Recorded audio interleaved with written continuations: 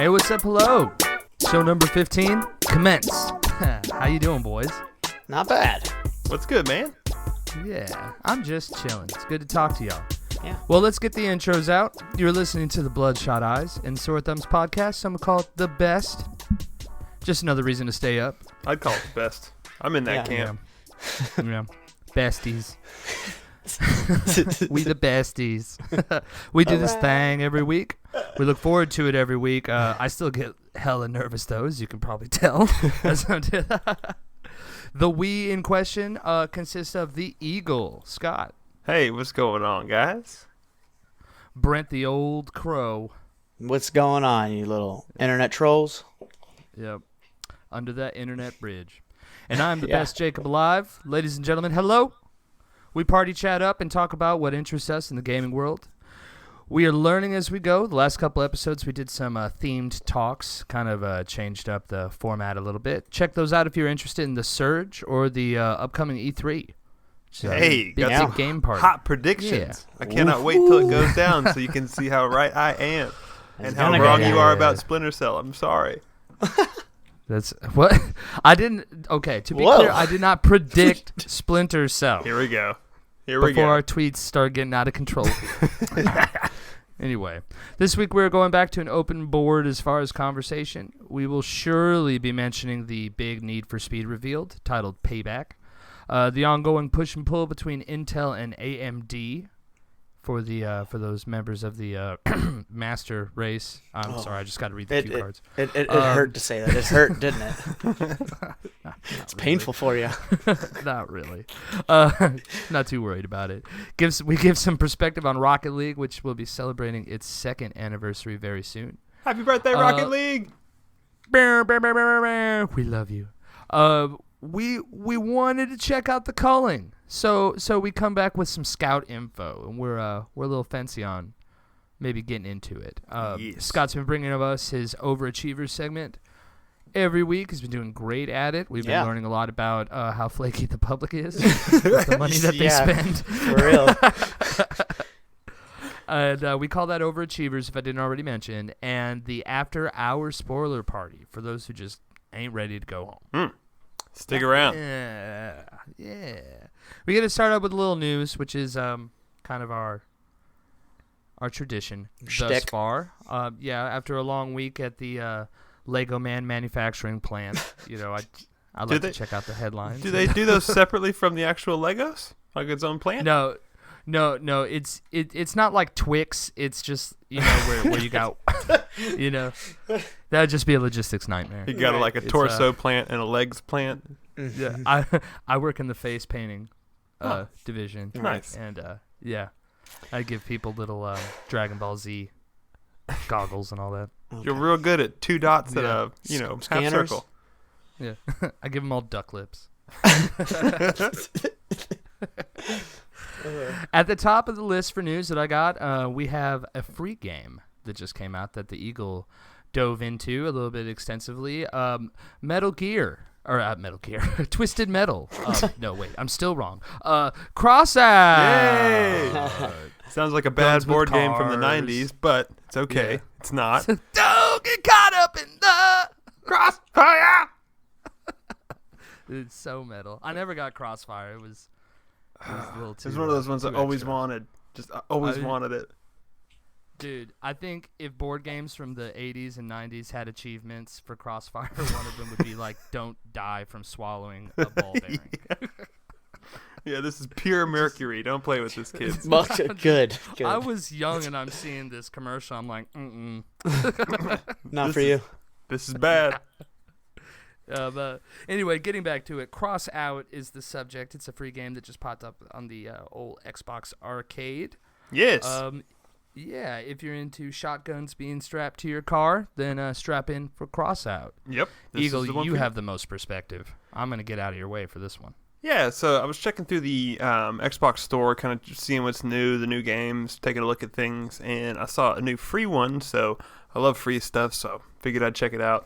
And it was a game called Crossout. Now, I'll caution you that the little one-paragraph description of it does not really fit the game. It said it was like a car combat RPG. Like, I mean, reading it, the only 3 words that I need, it says cross out, craft, ride, destroy. Yeah, dude. Craft. You know it. But so yeah, I was pretty hyped. Downloaded it, jumped in. It is first. It's a free game, so it gets a little bit of payback or a little bit of pass on the jank, right? You know, it's not the most high budget, polished game. Is it real jank? Like, is it like Ratchet? No, it's serviceable. Like, I could definitely see this gaining a following with the right crowd. But it does kind of have the slimy mobile hooks, like with stamina and having to buy currency for certain things. But from what I did play, it seemed like most things were unlockable by just, sheer amount of playtime and doing the right stuff. So that's all right, Yeah, I usually ease up right away when I see that, even if it's like when the in-game currency becomes an unsurmountable like quest, where like $2 would easily. I mean, it's greasy, but at least it, Yeah, it's like play this mission for 50 hours or give me $1. That's all. Yeah. Just $1. It's like, all right, I got all week. I'm going to beat this mission. Yeah. From what I've seen, the environments look pretty good. The cars kind of have a little, like, built out of Mega Blocks type of feel to it. But yeah, so I guess the whole idea behind it is it is car combat, kind of like third-person view, in which you have weapons all over your car, ranging from like machine guns to shotguns and sniper rifles. But the whole idea of it, the cool thing is you can actually build your car kind of the way you want to. Mm-hmm. Start with like a bare frame and put walls and doors and kind of armor it up and build it how you want to, which, you can totally screw yourself over and, like cover up your guns with walls and damage your car every time you fire and, stuff like that. But it is fun. I played for a few hours, and some of the vehicles that I came across in the arenas were crazy. It's like, whoa! I came across a dude who was driving basically a big box with a sniper rifle coming out of the front of it. And, whoa! Yeah, he would just sit in the back of the map and snipe people as they drove around. So it was pretty cool. It was kind of like a 6-on-6 or 8-on-8 type of thing. So it was kind of neat. If you're looking for a free game with some, kind of Twisted Metal style combat, it's perfect. Yeah, it reminds me of like a customizable Twisted Metal meets World of Tanks kind of vibe. Yes, just like that. Seriously, yeah, looks pretty cool for free. Yeah, if it wasn't so wordy, I would say that's going to be the title of the episode. Probably should just do it anyway. Just have just a full sentence. Twisted Metal meets World of Tanks. Yeah, World of Tanks. Well, it does look pretty fun though. Yeah. I do get that Twisted Metal vibe. Y'all remember when you found out you can shoot down the Eiffel Tower in that game? Oh, for sure, absolutely. Oh man, mind blowing. Yeah. But I'll definitely give it a try, and it's of course it's what makes it stand out in this genre is that it has network play. Mm-hmm. You can play all the folks out there on the interwebs with their sniper rifles. It was pretty cool. I just want a big hand on the side of my car so I can just drive around and just smack other people. Yeah, just what the 5 fingers say to the face. Just baby powder all over it. I did have some Need for Speed news next, but this whole episode is kind of going to be around driving games, so I'm going to break pace a little bit with it, and we're gonna talk to Brent about some news going on between AMD and Intel. Usually he buries me in in lingo, but I'm going to try and keep up. He supplied me a PowerPoint display. There's something stuck in my Ubuntu. What do I do? Yeah, well, I mean, he recommended me get 4 monitors. Yeah. Because apparently it's just something you do when you play PC. So really got a big Minority Report thing going on here. Yeah. Like pro hacks. I just feel like I'm in charge of something really important with this setup, man. Mm-hmm. Yeah. And it sounds like a lawnmower is going on. There's going to be some heavy editing. Anyway, sorry, bud. Okay, no. Tell me. Lay it on. I'll try to explain all this in terminology that makes sense to the people.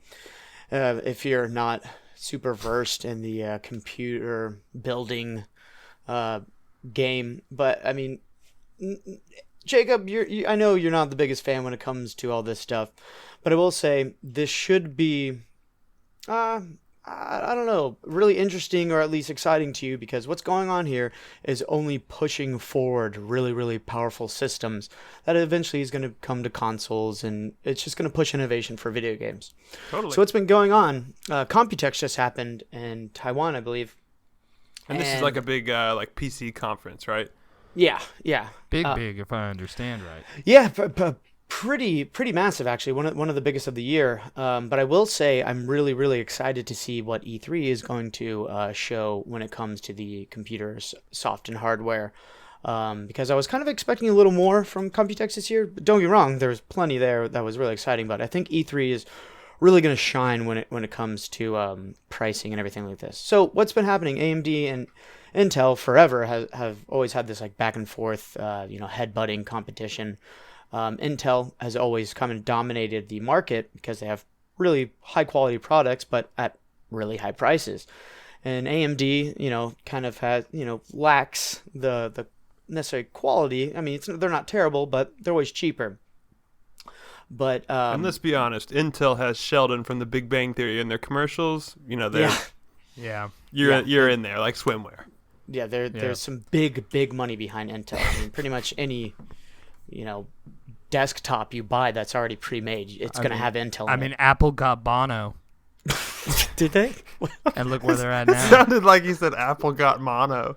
It's like Apple also got Mono. Yeah, a corporation that can happen to something that's not organic. Better stop. Is pretty amazing. Stop drinking out of each other's sweet water bottles with your carabiners.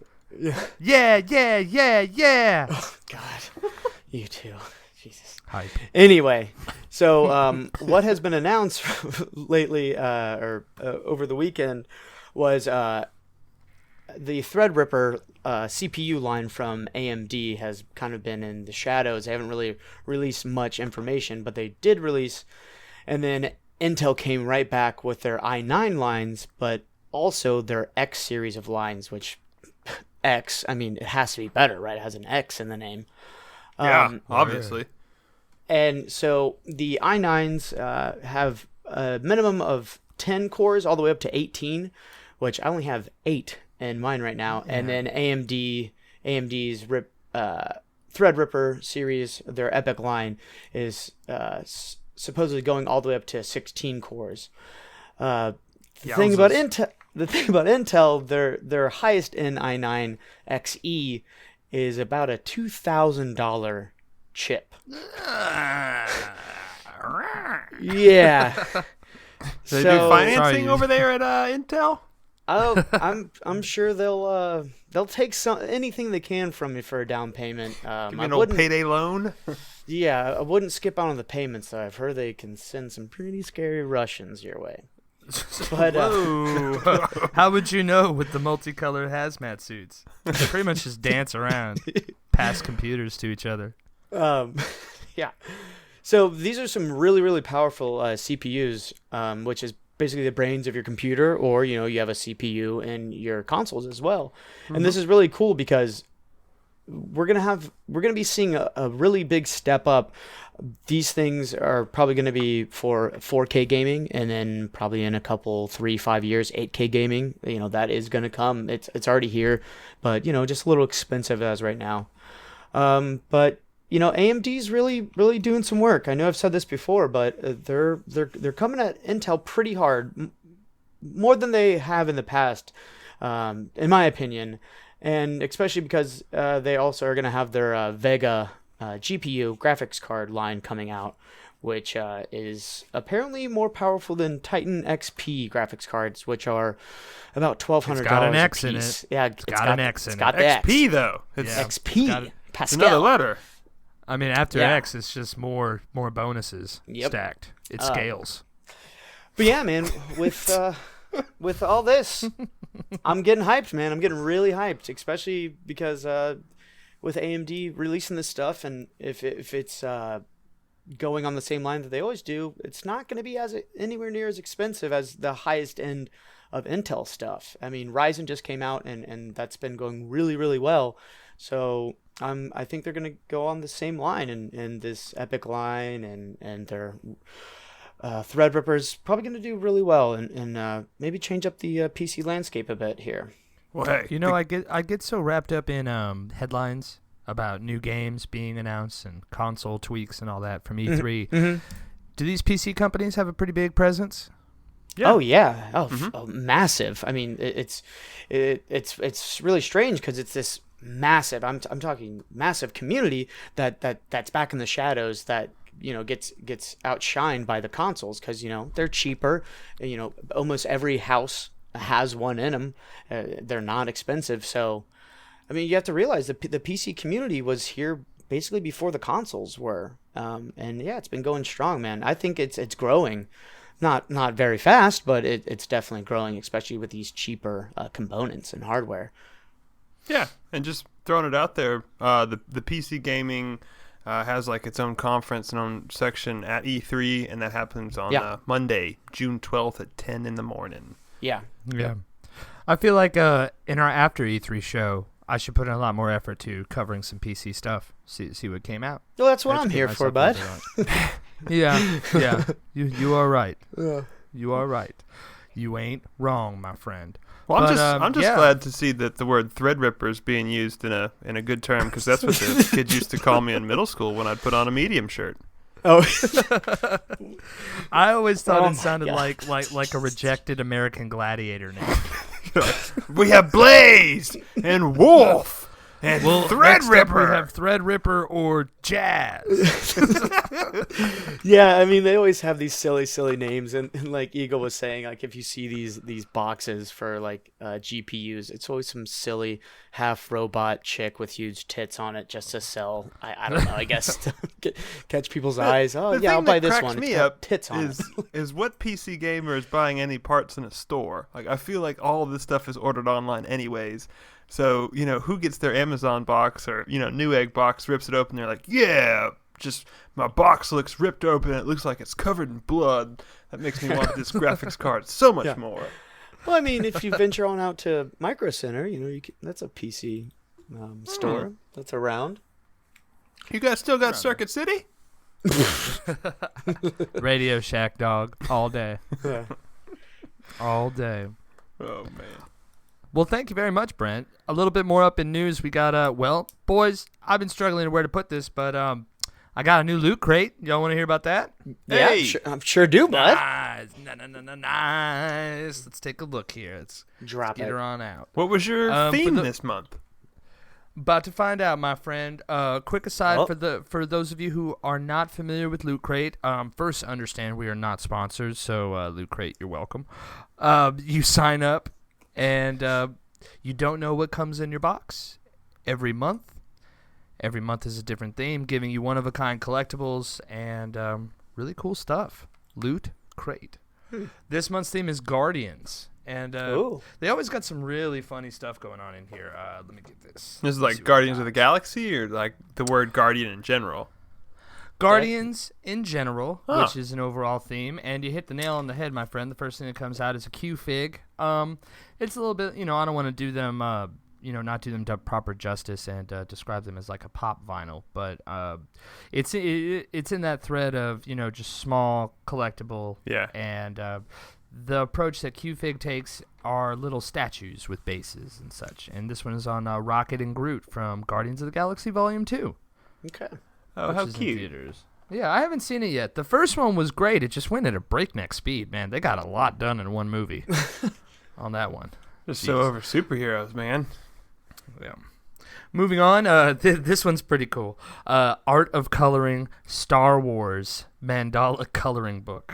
And, really? Yeah, it comes with pencils and everything. It's honestly a bunch of those symmetrical designs that are all like TIE fighters and X-Wings and stuff.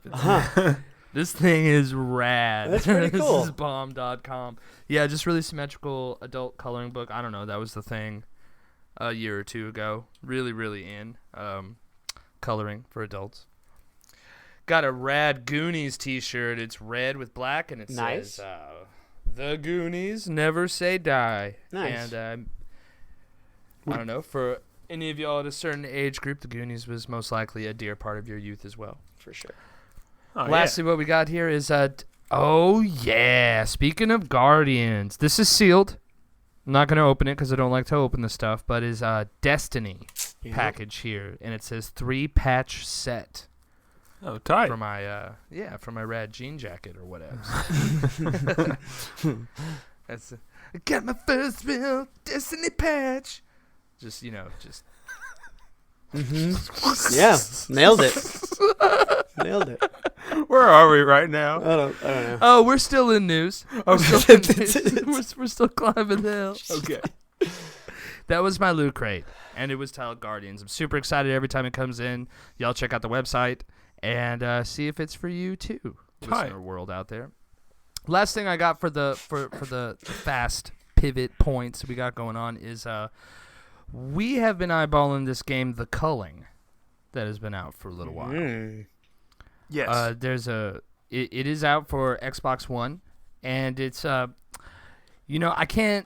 I can't scratch that PlayerUnknown Battlegrounds itch, though I've been watching a lot of live streams on it lately, and the idea looks so cool. Check out a couple episodes back. We talk a little bit more in length about this title.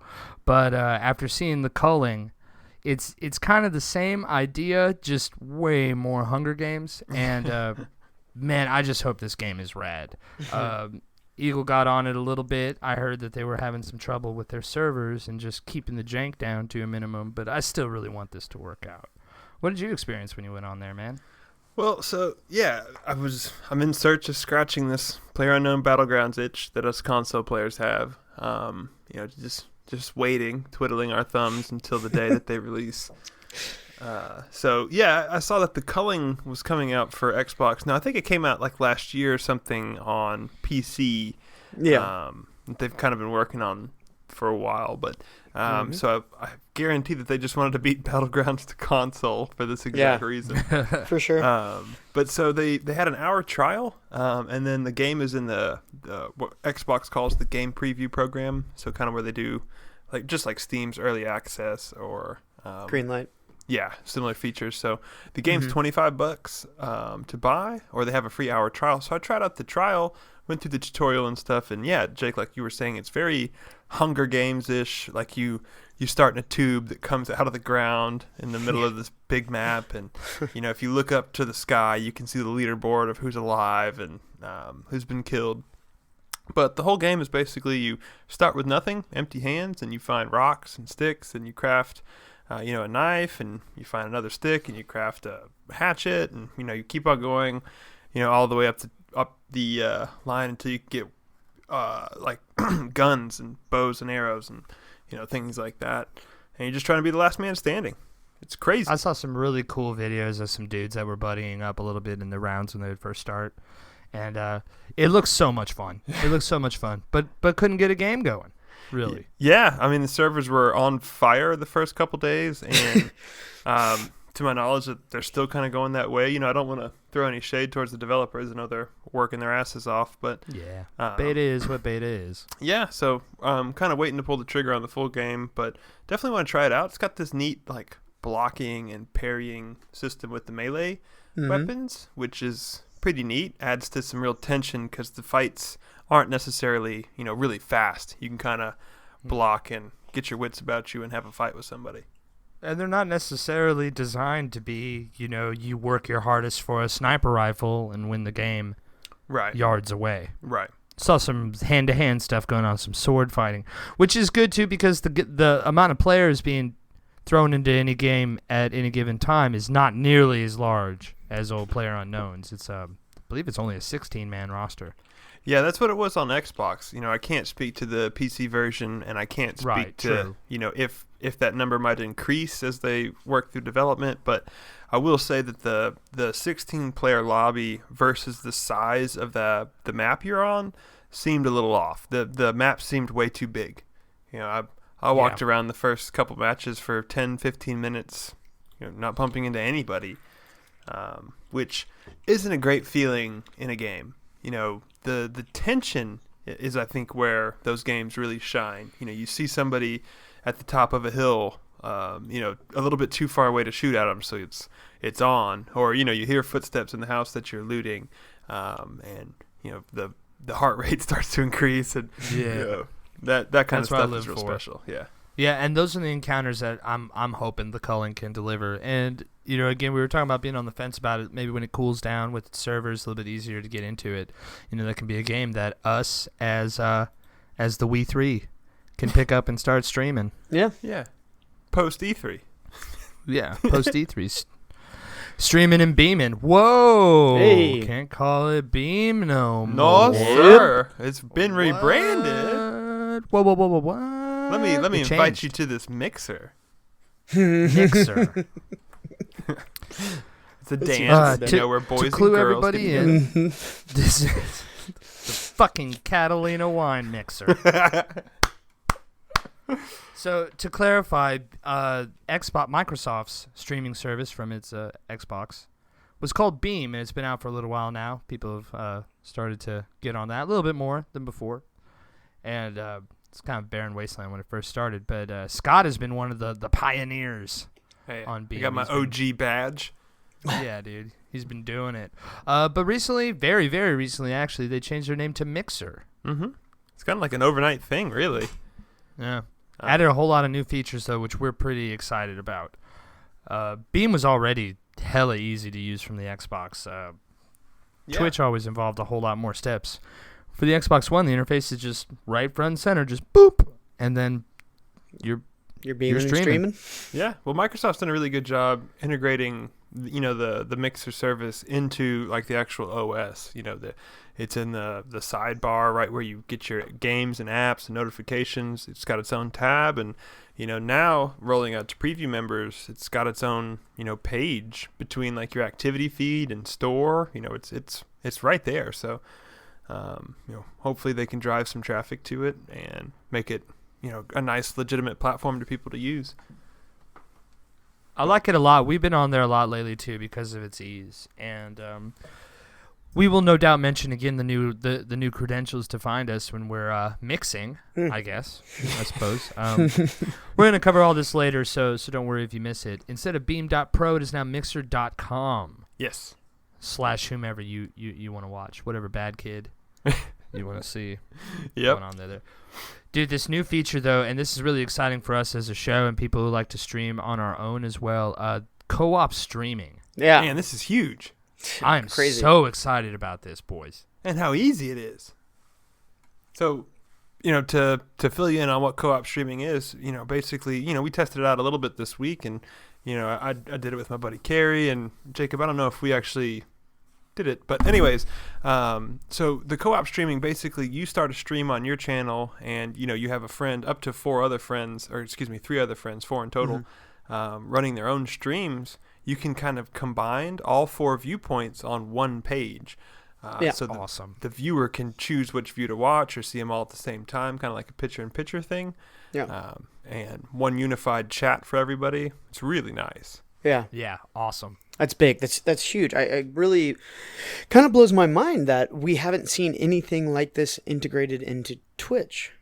I would have figured, they'd have been there first. But I mean, Mixer, Beam, whatever you want to call it, they're there, and I think it's gonna be really big for them, man. Because that's something that I feel a lot of people kind of want, especially the people that watch these streamers every day, and then they know the streamers and then the streamers' friends, and they always play with them. And to see these different perspectives and gameplay from different people, I think it's pretty big, pretty huge. Yeah, I think it's there's a lot of games that shine real bright. I watched a guy, DM21 Gaming, was doing Destiny with his friends in a raid, and he had all the viewpoints of the fire team, and that was really cool. Just to experience that in a different way. I never thought of that. That is great. Yeah. I've heard a lot of other gaming. Well, I don't want to say a lot, but because I don't listen to them all. But a couple of the gaming podcasts that I've been listening to were really kind of negative about this, saying things like, they changed their name. I'll just give up. I don't really see the problem with this stuff, with there being multiple streaming platforms. No. All that going on with Twitch and stuff, and especially this news going on with YouTube and the nefarious demonetization. Excuse me. A lot of Z's in that one, there, guy. the demonetization Mm-hmm. of people's ads and such. New restrictions coming in over YouTube. Yeah. Yeah. You know, you got to have somewhere else to go. Yeah. I mean, these outlets are going to pop up when, these people are being, I guess in some parts their livelihood is being taken away from them. And these other avenues are going to pop up, and that's good. And I I don't think see any problem with it. what's really important with a service like Mixer, and I'm sure Twitch is doing the same thing, and Hitbox is doing their own thing, is that if you make it easy to use, you can surface content creators who might not have the best internet, or might not have a great PC to run all these fancy overlays and your OBS or XSplits. If that's just built into this Xbox app, I don't have to do anything special. I don't have to run through a PC. Right. It's becoming very easy, and that just allows more people to do it, more people to watch. I think it's just a great thing. I hope to continue to watch it grow. And with co-op streaming, it opens up a lot of implications for doing live shows, like especially for us. We can get on and stream. Maybe get some people organized to come hang out with us in the chats. Yeah. I think that'd be awesome. And can I ask this question? So let's say, us three, we are co-op streaming. If you come to my channel, will all of our streams be up on my channel? Or is it some sort of, there's a certain channel that we all kind of broadcast to? To my understanding, there's a host. So, like, let's say, the BloodShotEyesSoreThumbs, channel wants to host us three. If you came to my channel at Best Eagle Alive, you would just see my one single stream. Okay. Each would have their own channels running simultaneously, and then one of the hosts would have all the views. Okay. Cool. Because that's kind of how I figured it would work. Okay. It's really nice. It's super easy. I mean, the latest update of Xbox even added the invitations and notifications right into your party. On the Xbox. Oh, cool. Yeah. That's awesome. That works perfectly again for us. If we're all streaming, we're this is the podcast we do, and then for our own podcast, our own Mixer channel to then host all of us. That's really cool. I like that a lot, actually. Yeah. They've done a really good job. A lot of fun in the future. See. Lastly, we got up here on the news. I'm actually a little excited about this for somebody who doesn't like drivers that much, but Need for Speed has always been the driving games I like in the past have always kind of been Need for Speed. Yeah, with same the here. exception of Burnout. It has a certain pedigree to it, doesn't it? Yeah. Need for Speed is one of those household names. Yeah. It's got that feel and it's got that look too. That's always kept. But the release date for the brand new one titled Payback was just revealed a few days ago, and it looks pretty rad. Yeah. Honestly. I'm just glad they've gone full Fast and Furious. Yeah. Oh, and that's what all the articles say. Yeah. That is the most tossed around term with this so far. But they went pretty big with this. I like some of the changes that they made. This one's not so much about the driver, you as just being kind of like a cipher or something, just filling in your own, backstory, I guess, for your life and your induction into street racing. When you tilt the camera on the car, you can't really see your face. Or, I'm a nobody. Yeah. But this one focuses on 3 different characters, and each have their own backgrounds and strengths and weaknesses. And it's kind of like Grand Theft Auto style. You play all 3 characters, right? I'm not sure. When I was first reading the articles and kind of looking at the notes at each one of them, I don't know if this is like a replayability thing where you finish the game and then you start up with another character and get a different view. It seems like it's a simultaneous thing. The way I understood is there might be a dude who's the off-roader guy, and there's a girl who's the street racer, and that kind of thing. So as you play through the campaign, you kind of, I believe, do the different parts. Yeah, that's what I assumed when I was watching the cinematic trailers that they released and everything. That again, like GTA 5, it's all integrated in the same story. That you'll take control of one after the other. Yeah. I remember back in the day playing Hot Pursuit when they introduced the police aspect to it. Yeah. And subsequently, that always kind of make those games because I feel like as Need for Speeds came out through the years, they kind of branched out. You had the ones that had that Hot Pursuit vibe side to it, Yeah. and then the others that were just more straight up racing. Yeah. You know, more techie, and I like that. My favorite one of them all was the first Most Wanted that came out on the OG Xbox. Yeah. Underground and then, of 2, course, baby. everybody played through Yeah. Underground. Turn off. I put subs in the back of my trunk. What is this game? Love it. I had a roommate that when this game came out on GameCube, he goes in and he turns off every single music track, but except for the one with the Lil Jon track, the to the window. So I have dum dum dum. Oh, just over and over again. Like burnt into my memory. Like To the window. Hand it to me, suck it to me, pop it to me, dive. I'm just playing. I actually know the words, but that's all I always remember about Need for Speed Underground.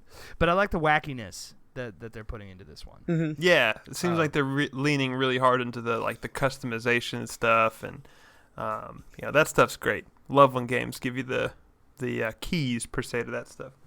Oh, dude, I have a hot take. Speaking of car customization, I got a quote here that says, "You can truly craft a personalized and unique ride," which I have always truly wanted that, because the thing about Need for Speed games for me is you get your little car, you get your baby car, and you do all this work to build it up, and then ultimately you get to the point where you just buy the Lambo. Mm-hmm. Yeah. You know, or whatever. And it doesn't have any upgrades. It doesn't need them. It's just... So, like, ultimately, everybody, if they were, spec-centered, would at one time... Eventually, everybody would be driving the Lambo. Yeah. Logically. Which I never liked that cap. I wanted to take whatever car I wanted and do whatever work that was required to make that thing a beast. Yeah, if I want to put the V12 in the GTI, let me blow that Volkswagen up, baby. Yeah. Make it happen, capping. Well, it's cool. Yeah, this one looks fun, and they made big news a couple weeks ago saying that they're bringing the pause button back. That's huge to me, baby. Psh, psh.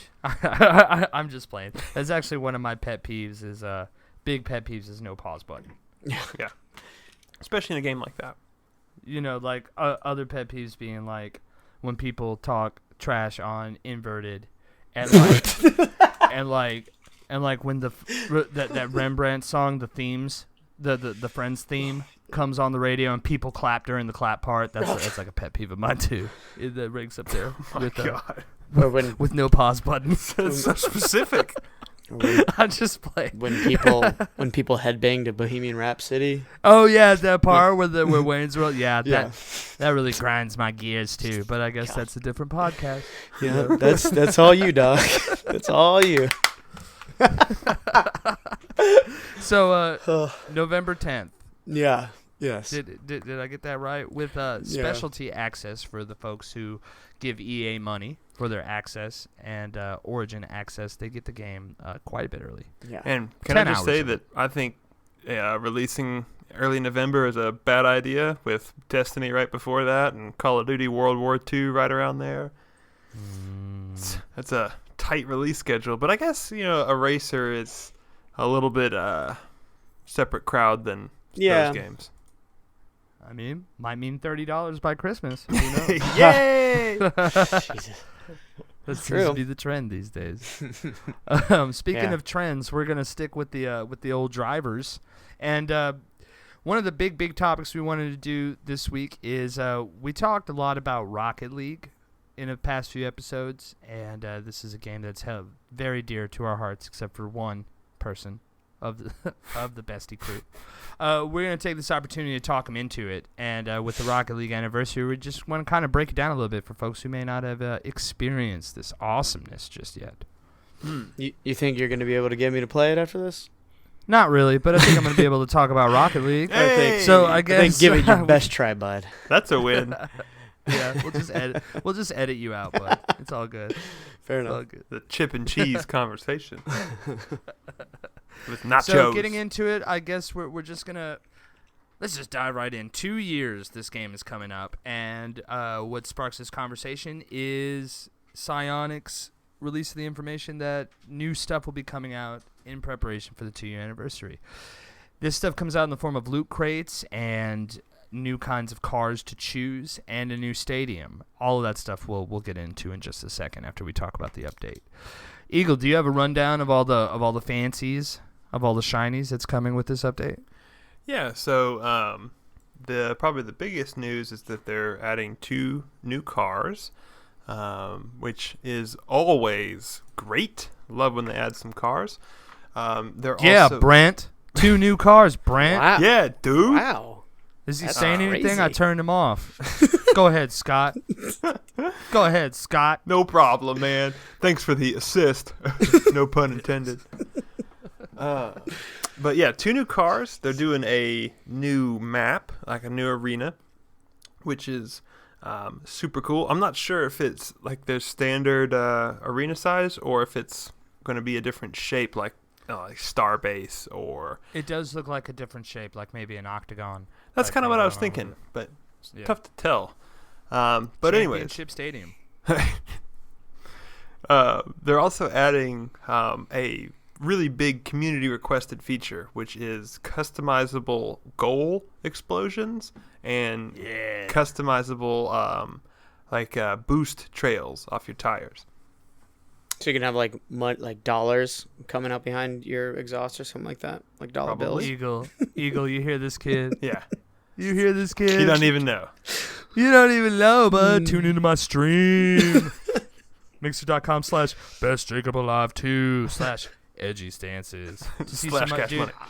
Dude, I am OG about the money trail, bud. I play with the box van in Rocket League. Good old Merc. That is always spitting out money. Dude, I love that car because it's shaped like a brick. I know where my bumper's going to be, and I know where that ball is going. Hey, If it we're needs to talking be a about paddle, Rocket it's a League here, paddle. not ladies. Wait, bring is it the money trail thing already a thing? Yeah. Yeah, the ladies call me One Take Jake, bud. Well, Yeah. Anyway, Rocket League. shows how much I know. But yeah, so the custom goal explosions, it's like when you score a goal, the goal kind of explodes and blows all the cars back. Yeah, always has a everything big deal. Like in real resets. life. Yeah, totally. So in the trailer they showed kind of like a couple different colors and effects, which that seems cool. Little fan service thing. Yeah. And then And to clarify, by the tire trail is different from the boost trail, and that's what's so new about this. I can still spit dollar bills, excuse me, $100 bills out of the giant rocket engines on the back of my van. But now, when I'm going supersonic speeds and just tearing up that grass, I can make that fire different colors and different effects, and that's pretty cool to me because that's just another degree in customization. Yeah. It's awesome. which that game has over the years added so much to its collecting and customizing. More options for that. It's insane, but it's also very much appreciated. And soundtrack. 18 new songs, it's saying, with new achievements coming out too. And this is from Monster Cat, the music, which I don't know if you've noticed, but that is the #1 channel on Mixer. So there's got to be some sort of correlation partnership there. Yeah, which is cool. So, why this is so awesome is because Rocket League is dope, and if you don't play it already, you need to just go scoop it. It's not AAA price. It is cheap. It is endless amounts of fun. So you're a car with rockets on it. Yeah. Simple Rocket as League. that. Okay. Yeah, and you play soccer with this car. With yourself. Yeah, Okay. and The car. begin. The car. And right. begin. It is so rad. It is you're basically hitting this ball back and forth. You have boost, you have jump. All of these play by certain rules. You have to wait for things to recharge. You have certain limitations, but this spans all cars. It's not really clear to me yet if there's a difference between cars. But you can play 2v2 or let me get a little smaller. You can go 1v1, 2v2, bro. 3s, 4s, chaos, rumble, Drop shot. drop shot. Hoops. Hoops, Oh, gotcha, bud. Hoops. That's right. And hockey. Snowy day for all you Rocket League snobs out there. And it's easy to learn to play, basically, but just the things people do with these cars. Like, there are videos where you see people scoring these goals, and they're not even using the ground. Yeah. They're just flying through the air, knocking this ball. Like, there are some astute players out there that are just really fun to watch. I can't fly around really just yet. In fact, I've been a little insecure about streaming it because I don't feel that I'm a very interesting person to watch play. I think I'm really good on the ground. Like, probably pretty good on the ground, like controlling when I'm in tight situations with other cars. He's like Chuck Liddell. He just wants to just grapple with you. Just hoist Gracie. So yeah, Brent, they're like MMA fighters that have wheels and play soccer. So download it. You can buy it in disc form or you can get digital. The disc form has a bunch of stuff that was already released over the course of its first year being out. And one of the coolest things to me as far as matchmaking goes, Xbox users and PC users blend together into games. Mm-hmm. It's really cool. Through Windows 10, that is? No, I believe it goes through Steam. Like the clients can talk to each other. Crossplay. Oh, wow. Yeah. Yeah. So, yeah, you see all the vulgar Steam names pop in there. Yeah. And you're like, hey, now, you're not a Microsoft guy. You got tits in your name. That's the first thing I thought of. You could instantly be able to tell who's on PC because of the names. Oh, you can, because you'll see people come up with like spaces in their names, and that's like not a thing on Xbox. Yeah. Or You'll have someone people comes in with like names that are, 80 letters. 25 characters. Yeah. Oh, yeah. Same thing, yeah. Well, I think Rocket League has become real special over the years because it's one of those games, like you were saying, Jake, that's super easy to learn. You know, a small child could figure out, how to roll the car around and hit the ball. It's very simple. But the amazing thing about it is the skill ceiling is so high. You watch the pros play. There is no ceiling. Yeah, it's unbelievable that, as your skill progresses in this game, the game can support you. It's one of those games where you ask, can I do this? And after enough try, you can totally do that. You just got to figure out how or just practice. Yeah, in your own timing, in your own play style. It goes down so smooth, too, because the games are 5 minutes long. You get a game going, you play it, you're done. Yeah. There's no dropping. I mean, you drop out of the lobbies, and if you want to play with the same people again in unranked matches, you can, but there's no pressure like that. You're not breaking anybody's party. Those people will continue on. And you can just get a game in every now and then. There's even what would I call it, single-player mode, too, where you play through seasons. Yeah, versus the AI, some bots that you can scale their difficulty as well. And the all-star setting, they're no joke. They're going to be drilling shots on you, no problem. Oh, yeah. Make it sharp. And it also comes with the full, very, very intuitive tutorial. Yeah, and over that really puts you through it. Pretty recently, they've added custom tutorials, too, so other players can create and publish a training scenario like a certain pass or a certain shot to practice over and over and over again, which is very similar to how people practice real sports like basketball and soccer, taking the same shot 100 times. So it's like muscle memory. I know how to make that shot, no problem. Mm-hmm. So are there pros to this game? Are there pros out there winning money? The RLCS is going on right now. Cool. Yeah, Championship Series right now. Yep. And I mean, we're not talking like Gears of War or like Halo Championship Series money just yet. I might be talking a little bit out of my butt, but it's getting bigger. Enough money, definitely. Yeah, enough money. Very impressive for only existing for 2 years. Yeah, I mean, full disclosure, I just don't really like sports games, and this game doesn't pique my interest at all to buy. So that's why Jacob is saying these things. I'm not gonna get it. That's fine, but I will say, I've watched this game grow. I watched people stream it when it first came out, and it's really, really impressive. The community.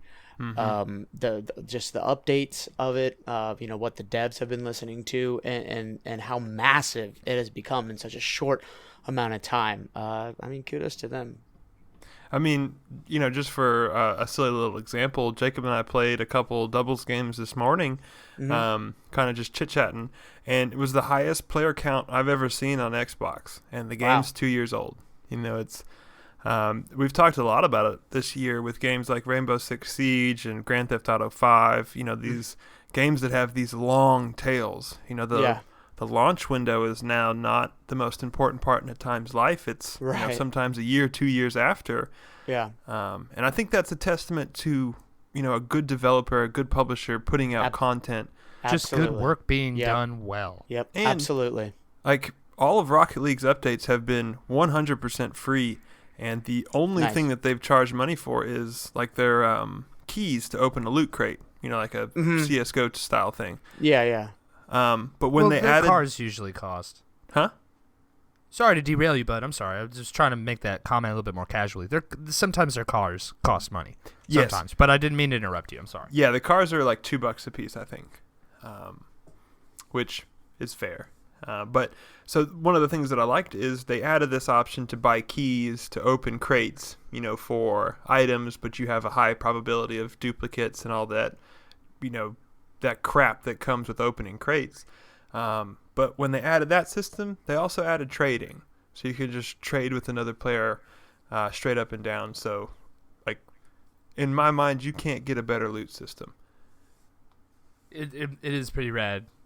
It is pretty rad. Except for when you start games and you think people are trying to talk to you about the game, but they just keep typing trade. What a save. What a save. Yeah. But Brent, I'm going to focus this comment at you. Even though I'm talking to everyone out there. If sports games kind of aren't your thing, which I don't blame you, this game is a quote-unquote sports game in the sense that it mimics soccer. It has a soccer-looking ball and soccer-looking goals. It goes so fast, and there are so many different spins on how to play the game that they've released now that it really doesn't. You can't pigeonhole it into a racer or a sports game. Yeah, it is definitely its own thing. Yeah, it's very cool. And you're a closed-minded Brent. I'm just playing, dude. I'm just playing. It's not for everybody, but it is cool to see a team that's dedicated, to working on a game. And I saw an interview not too long ago with Psyonix, the developers, and they were asking them something to the tune of, what does Rocket League 2 look like? And the developers laugh and they're like, we're not even done with the Rocket League yet. Like, sit tight. Dude, even that question kind of blindsided me just hearing about, like, Rocket League 2? Yeah. Like, do you even need it? That's what they're saying, is that it's more of a platform than, a franchise. It's just like, we built this. We can keep adding it. There's nothing wrong with the graphics or the engine. We can just keep adding stuff. And I'll just put on hoops where instead of soccer goals, you're playing into elevated horizontal goals like that are basketball hoops. Smaller court, playing on hardwood. I'll even just play the computer, turn a podcast on, and just chill. Yep. It fully engages you. Yeah. And turns off the outside, and that's kind of why I play games. Yeah. Kind of recoup before my next shift. It's incredible. Mm-hmm. At the Lego Pants Mill. Wouldn't that just be a sticker? Do you just make stickers at work? No, it's a lot more complicated than that. Yeah. Lego men have very specific measurements. They do. That's fair. They dress very sharp, and they like their creases, and they like their lines to not cross segments, and you really got to pay attention to that. Yeah. All right. That makes sense. Yeah. Listen to my Lego pant crafting podcast. Mm-hmm. Hey Jacob, thank you for everything you do there, bud. Yeah. It's called Lego Talk Legos. And we call it Fill in the Hole with Jacob. That's a different movie, and you need to be over 18. Sure do, bud. to watch that. Don't send him down the wrong path there, Eagle. None of these are real shows. Don't start typing things into your into your search bar. You're going to be scared with what comes back. But anyway, to put a bow on Rocket League, if you haven't tried it out, just try it. $20, yeah, Yep. that's a lot. But if you like games, you just kind of know how it goes, so you would know that that's on the cheaper side of things, and just it keeps giving And replayability. And happy birthday, Rocket League! You're 2 years old. I'm so happy to see you've made it this far. Can't wait to see what you look like next year. Happy birthday, Rocket League. Yeah. And I just can't wait to see what song they're going to put as the title track. Solar eclipses. Bonk, bing, If they bonk, bring it bing. back, I'll uninstall it. Oh, yeah, I guess no. Do they change it to a different one every time, or do they revisit ones? They change them. This one's Yeah. been a remix. Indeed. Brent, you're missing out, my friend. Probably. You're missing out. Come to my house. We can play split screen. Speaking of missing out, we're gonna talk about a bunch of game content that I can't predict what the Eagles gonna say, but for the overachievers list for the past couple weeks, I've been more I thought I would be made insecure as to the we talk about games that we've played. I was expecting to hear 80% of the population achieved these achievements, and that I just haven't done. But it turns out to be exactly the opposite. Overachievers has really just been kind of stunning. I think it's a really good segment to hear how the public has been handling these games. Yeah. Once again, shout out to good old Microsoft for putting in the percent rarity of these achievements right on the Xbox. That's been awesome to check out. Indeed.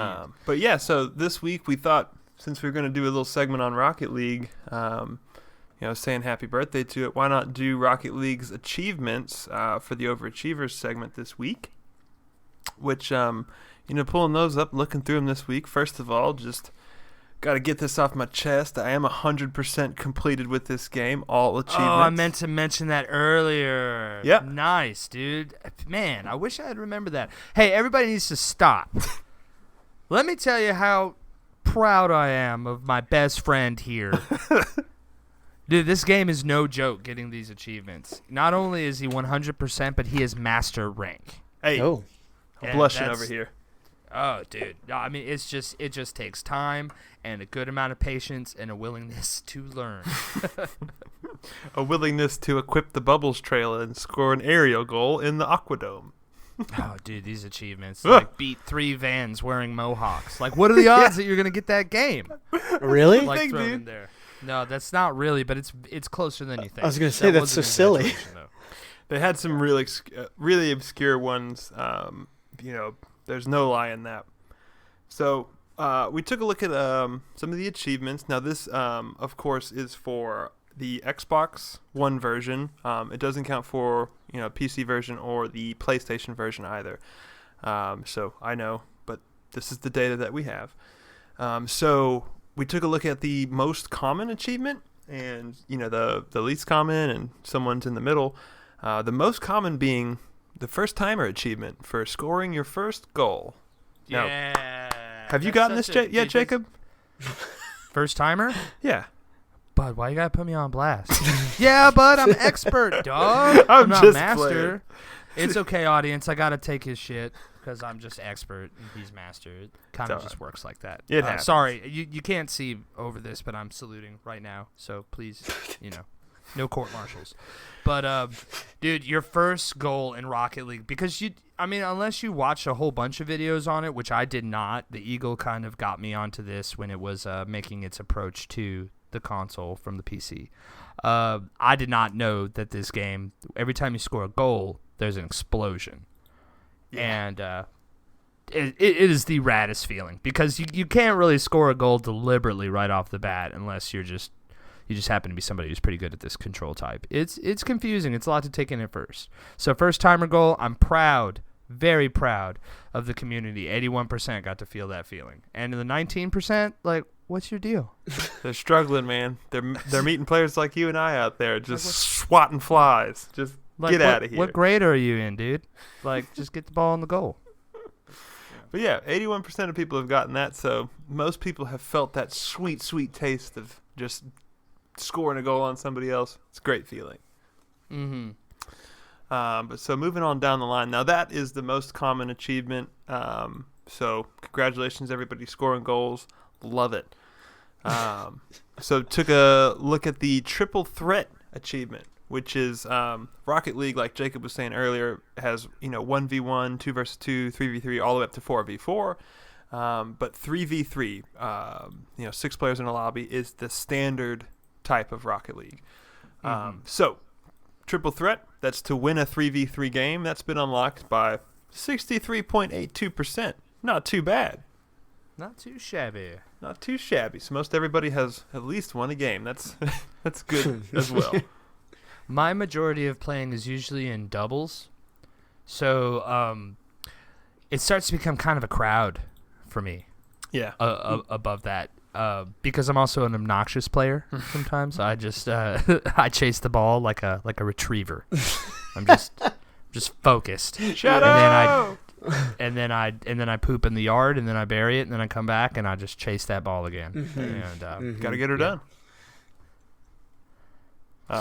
Well, and aside from scoring goals and such, I think the second best feeling in Rocket League is flying. Am I wrong, Jake? Oh, but no, you are. It is still elusive to me. I'm getting there. I'm learning to fly. I'm a Foo Fighter on this one. Yeah, I'm just climbing those stairs. It's a big learning curve because you really have to manage your its weight versus a finite amount of boost that you have. But when I discovered that using your booster, your thruster, wasn't necessarily just tearing up the grass and going supersonic speed. If you jump and you decide to angle your nose up to the sky and use your booster, you take off, bro. You fly. Yeah. Like Use Peter your boost. Pan, Bangarang, Lost Boys, just flying. Happy place. But so anyways, all that flying nonsense leads to the possibility of scoring aerial goals. Now, to get credit for an aerial goal, you've got to basically be flying of some height. I don't know the exact requirements, but you've got to be pretty much up there and to hit the ball into the goal. So that's the Sky High achievement. So that's been completed by 22.92% of players, which it's tough. Yeah, it's tough. That puts flying into perspective a little bit. 81% of players have scored a goal, but only 22% have scored an aerial goal, which is a pretty big break right there. Yeah, there's a lot to learn before you can even leave the ground in that game anyway. Yeah, very true. Now, Jacob was saying that there were some real obscure achievements. I just wanted to look at probably the most obscure that I could find. It wasn't necessarily the rarest, but definitely odd. It was the Metaverse achievement, and that's to equip the Halo topper, which is the like a golden halo like an angel would wear, and win a match on the starbase with that topper equipped. Whoa. Which is just weird, but only 1.68% of players have unlocked that. Just thought that was So is that difficult or just obscure? Obscure. Okay. Well, first of all, you got to have the topper, which is like a little thing that goes on top of your car, and those are completely random. So, for instance, I recently got the Halo topper for the first time, and I've played that game for hundreds and hundreds of hours. So, yeah, people could be chasing that forever. But you can trade, so if you really want Can it, you cheese this? Like, can you set up I forget, can you set up a custom game or something with a friend, equip the Halo, put it on Starbase, do your thing? I think you can. Yeah. Yeah. A lot of the achievements you can do versus the bots or in season, but there are a lot of multiplayer only ones, like to win a match when you're trailing and stuff like that. Yeah. Don't do it, folks at home. Be real. Be real, baby. But I guess you can. For you posers out there, you can get excited now. But so I also wanted to look at the trifecta achievement because I feel like this is a really good achievement for the all-around player.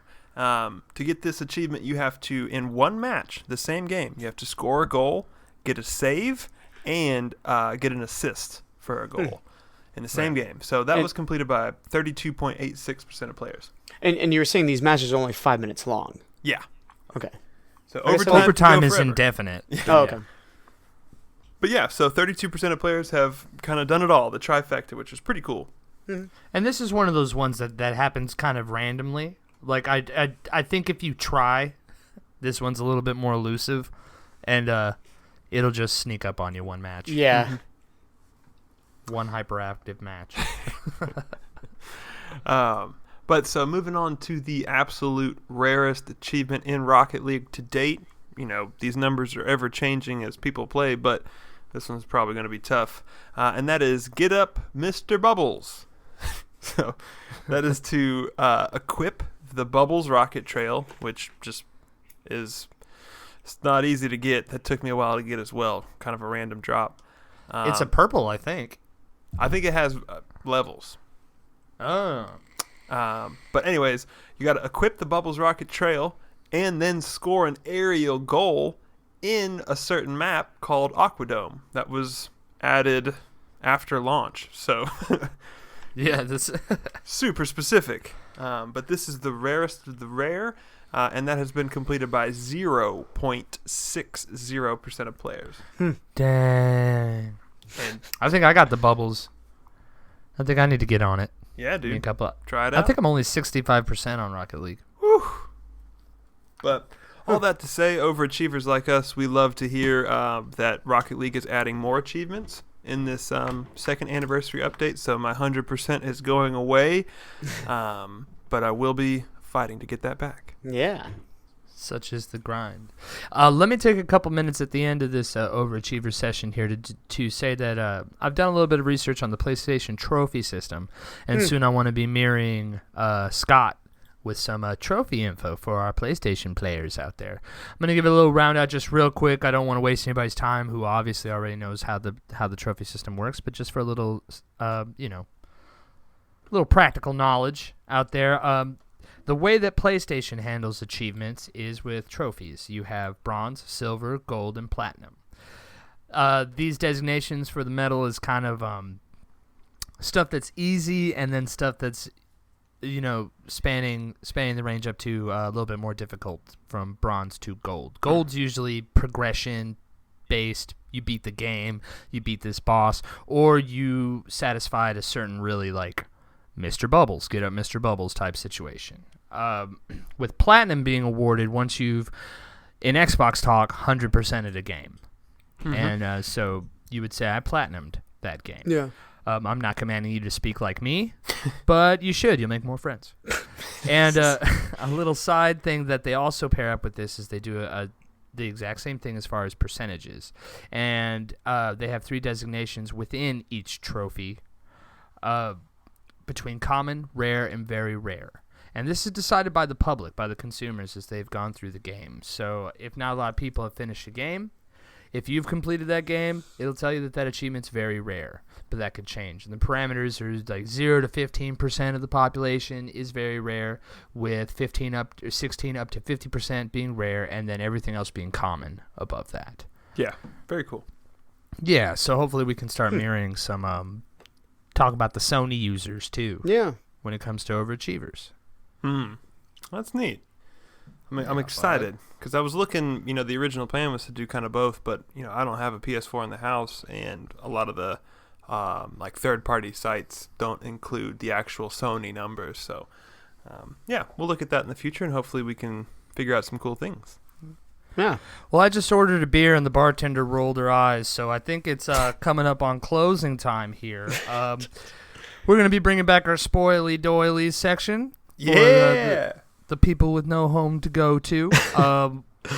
We beat the Surge last week. Brent and I, we don't want to spoil that for Eagle. He's making his way through as well. Eagle, you're not done yet? Black Cerberus has been slain. I'm moving on. Yeah. Nice, there you go, bud. Yeah. You got him. You're rounding the bend. Yeah. Yeah. I saw a lot of shiny stuff around this week. Played a little bit of this, played a little bit of that. Yeah. Didn't want to hear zombies screaming at me all day, so we're getting back there. We're going to finish her up this week. They're not zombies, but they're cybies. Yeah. That's you're not wrong. They're cybies. But I do know that they go, rawr. We're going to do that in another episode. Make sure we're all on the same page for the spoiler section on that. And I want to clarify, too, last week when we did the Surge, if you didn't hear it, go hear it, and then go buy the game because it's awesome. Yes. So, yeah. It's awesome. Lots of fun. and Deck 13 has been very nice. Yes. This week we find Eagle has been itching to talk about it though for the past 2 weeks, but we've had these special things that we've wanted to take care of on the last 2 shows. He finally knocked out Mass Effect Andromeda, which is a task in itself. But let's say our goodbyes first before I get ahead of myself. Yes. Thank you so much every week for people who don't want Mass Effect Andromeda to be ruined. Thank you very much for tuning in every week. We want to say our early goodbyes if people don't want the game to be spoiled. Where can we find you guys? Well, me, Brent, you can find me on Twitch at AWBS88 or Mr. Doodoo-Man, no spaces, all spelled out on Xbox. And for me, the Eagle, Scott, you can find me at Best Eagle Alive on pretty much everything. Streaming on Mixer, on Twitter, or on Xbox. Join up. We can get into some shenanigans. Maybe play some competitive Overwatch. That's what's going down this week. He likes that Overwatch. I'm more of a Halo guy, but both are great. Right. What about you, Mr. Jake? I am Best Jacob Alive 2 on the Xbox, Best Jacob Alive 3 on PlayStation. Go ahead and friend me. I post all the time. My personal what I like about games are really good-looking things coming up in a game or funny situations, so I'm always sharing videos and I'm always sharing screenshots. When it comes to streaming, I play under our shows designation over our little besties community designation, and that is Edgy Stances. So you can usually find us on now that Beam has switched to Mixer, it's mixer.com/Edgy Stances to watch us on Xbox. And I use Twitch for the PlayStation 4. And Brent uses Twitch as well for PC. Mm-hmm. You can find us on BloodShotEyesSoreThumbs, no space at the end of twitch.tv. Check us out.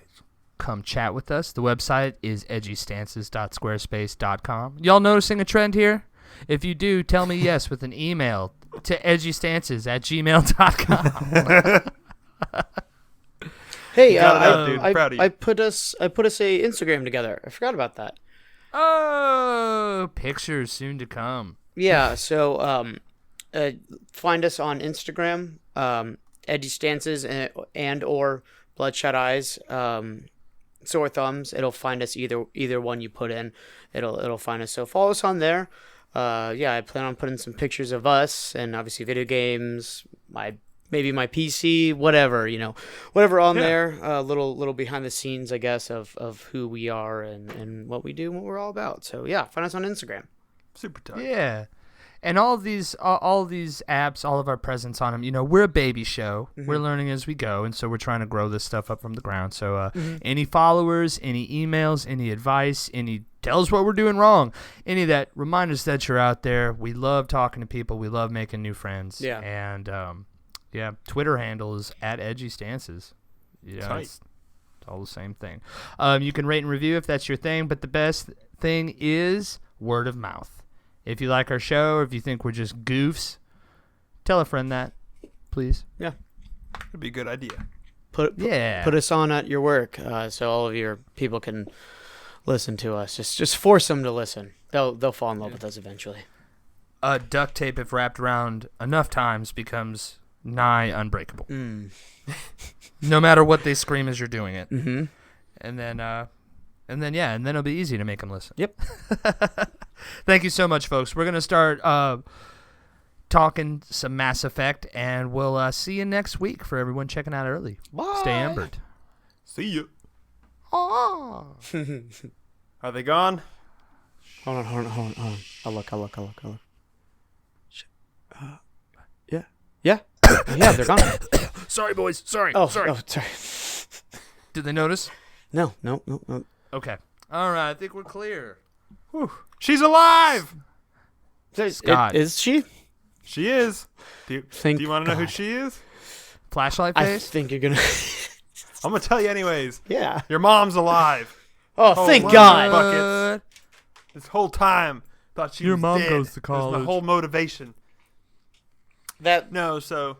I'm not going to spoil any of the huge plot lines in Mass Effect Andromeda. I think it is a really cool game and it's worthwhile playing. But just for the sake of the spoiler section, we'll cover a few of the ones that made my mouth drop. Yeah. Let me hear him, dude. Okay. I've been wanting to hear how this game goes. Well, so I played the game kind of. I don't know Haphazardly? how you guys play these decision-based things, but kind of like natural. You know how I would respond to in the moment. Mm-hmm. Yeah. You know, I didn't have a certain I didn't want to go like full good or full bad, just kind of whatever I was feeling. Right. No agenda. Yeah, but so with that all being said, I played kind of the good dude, right? You know, kind of helped everybody, didn't burn any bridges type of thing. So with all that being said, I totally want to go back and do a playthrough of just like the worst Scott Ryder in the world, you know. But so the game is broken up into like a different mission types, but there's a priority mission, which is your story, and then right below that is your like allies and relationships, which is kind of like your loyalty missions with your crew members and stuff. And one of those is to go down this real big rabbit hole with your. I was playing as a male, so my sister. You can play as a female, and that it would be your brother. But they're kind of like in a coma, or they're kind of messed up after cryo sleep as you're working things through.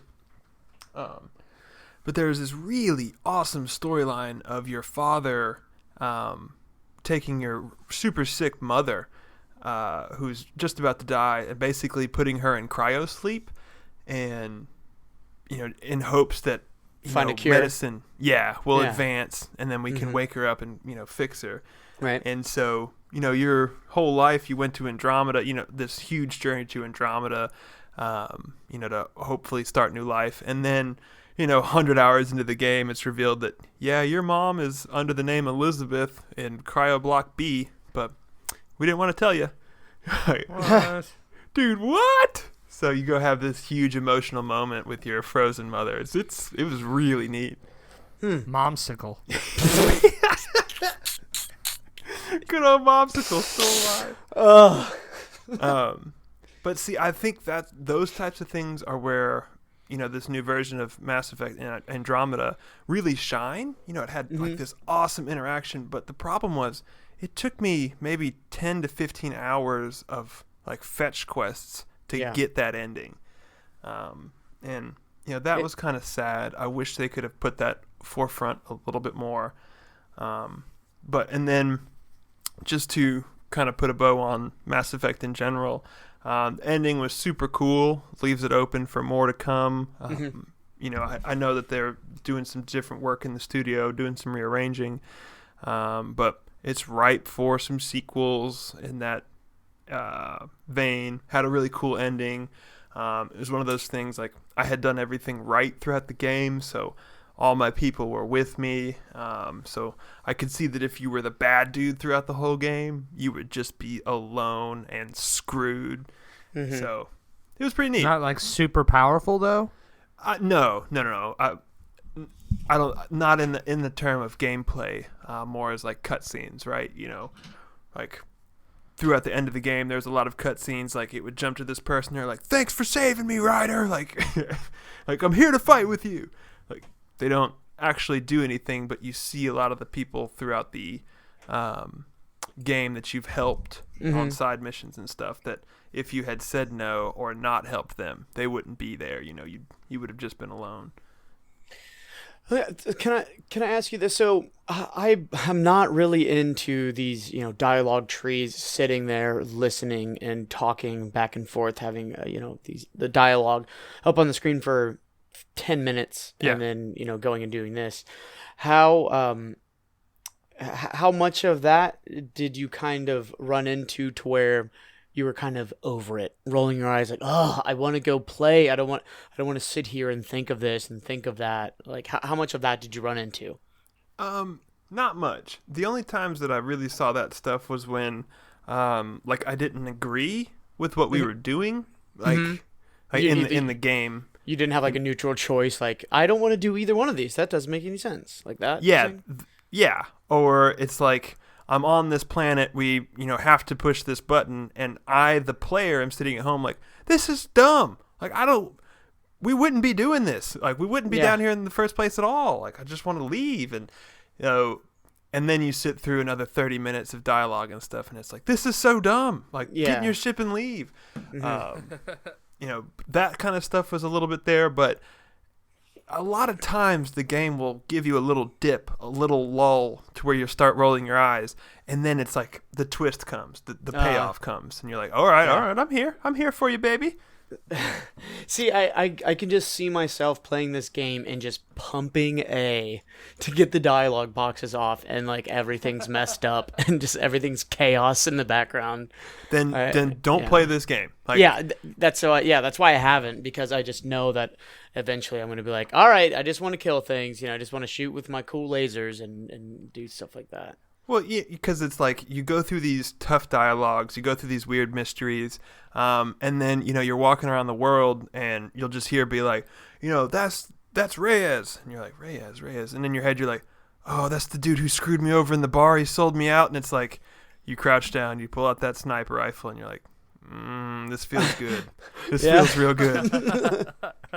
Oh, nice.